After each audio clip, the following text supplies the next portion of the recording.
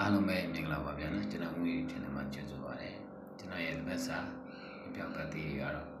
1.46မပြောက်ပတ်သေးပါ9ကတော့2ရက်အတွင်းတစ်လုံးချင်းတည်လာပါလိမ့်မယ်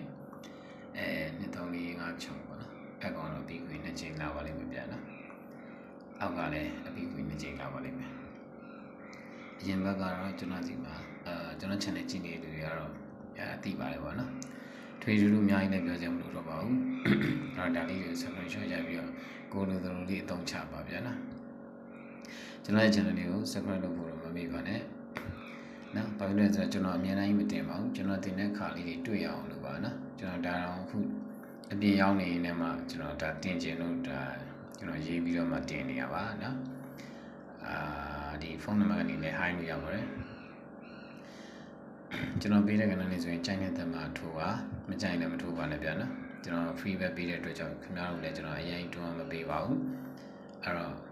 ကိုယ့်အကိုချိန်စားပြီးထိုးနိုင်အောင်ကျွန်တော်တင်ခြင်းဖြစ်ပါတယ်ဗျာနော်အဲ့ဒါလေးကိုတော့ screenshot ရိုက်တာပါဗျာဒီနေ့ထိုးရမယ်ကျွန်တော်ရဲ့ key ပေါ့နော် key နဲ့ထိုးရမယ်ကဏ္ဍလေးထုတ်ထားရရှိပါတယ်အဲ့ဒါလေးပြီးပြပါမယ်ဗျာနော်အဲ့ဒါလေး screenshot ရိုက်ထားပါဗျာကျွန်တော် line share ခြင်းဖြစ်လဲကူညီပါဗျာနော်